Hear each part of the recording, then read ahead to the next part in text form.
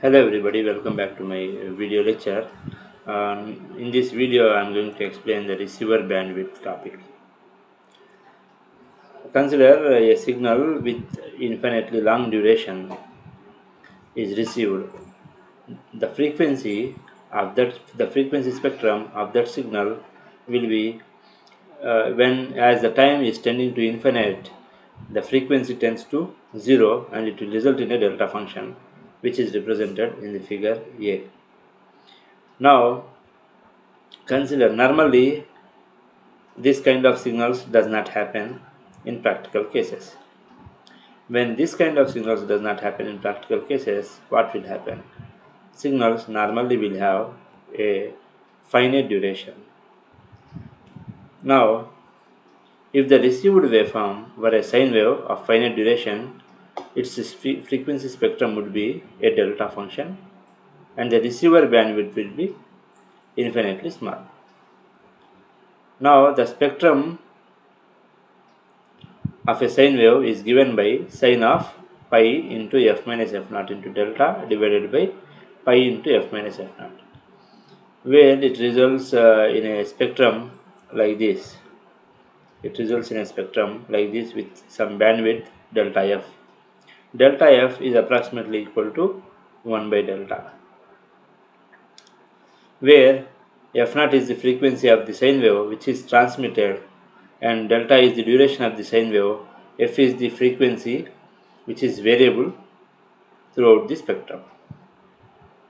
Assuming that the CW radar with the duration of the received signal is given by delta is equal to theta b by theta s, where as we have already discussed in the previous videos, theta b is the antenna beam width and theta s is the scanning rate. Now, the same example, the duration of the received signal, how much time the target reflects the incident wave towards the radar is, it depends upon, for example, if this is your target and my antenna beam width is this much. Consider if I have started scanning, the first instance is touching the coming under the beam. During this scan, how much time your beam touches your target lies in the beam, the number of pulses it transmits back to the receiver, and how many times this kind of scan happens in a single second represented by theta s. Now theta b by theta s gives the duration of the received signal. Thus, the signal of finite duration and bandwidth of the receiver must be of the order of you reverse this. This is duration of the received signal. 1 by duration of the received signal gives you the bandwidth, which is theta s by theta b. And the problem here is, if this is f naught is your central frequency that you have transmitted into the atmosphere, if the target is moving towards you, approaching you, then it is resulting in a f naught plus fd, which will be in this positive side. If it is receding, if the target is receding, that is going away from you, then f naught minus fd will be less than fd in this side. If the movement is very little, so the shift is very little. Here the bandwidth is very narrow. Then if the Doppler shifted frequency lies between these two lines, then it can detect. If it lies outside this, for example, somewhere here, if the Doppler frequency shift is somewhere here, why large shift will happen? If your target is approaching you very fast, its velocity is very fast, Doppler shift depends upon velocity of the target. So it will be far away such that this receiver will not identify the fast approaching target which lies here. Why? Because its bandwidth is very narrow. What can be done? Increase the bandwidth, have a wide band filter. Having a wide band filter causes an issue of sensitivity as well as selectivity. Its sensitivity is also poor and selectivity will also be very poor, which is not accepted in a very good receiver. That degrades the receiver performance. If bandwidth is large, bandwidth is inversely proportional to the sensitivity.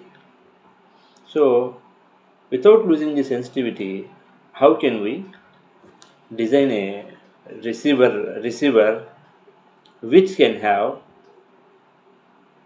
all the Doppler affected Doppler, which can receive all the frequencies that are coming without losing the sensitivity? Then such case there is a possibility of having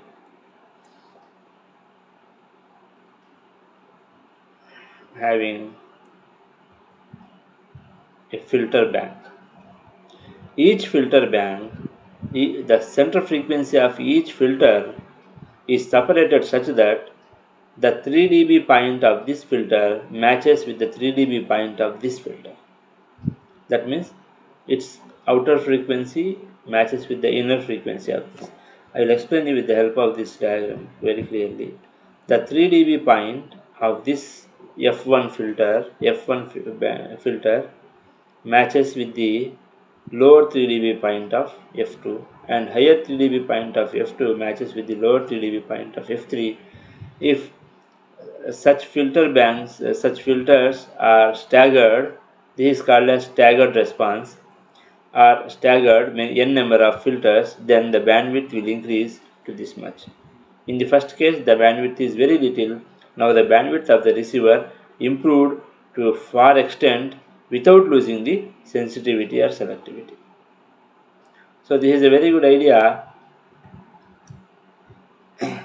When the Doppler shifted echo signal is known to lie somewhere within the relatively wide band frequencies, this helps. The bank of narrowband filters spaced throughout the frequency range permits the measurement of frequency and improve the signal to noise ratio, because here, if in this case, if you have if you have a large bandwidth, there is a tendency that along with the Doppler shifted frequency, somewhere here the other signal which is not of interest, which we may call as noise, may also enter with the signal. So this can be avoided by having the filter bank. Now the advantage of having the filter bank is we got very good sensitivity along with very good signal to noise ratio. So this is the receiver bandwidth.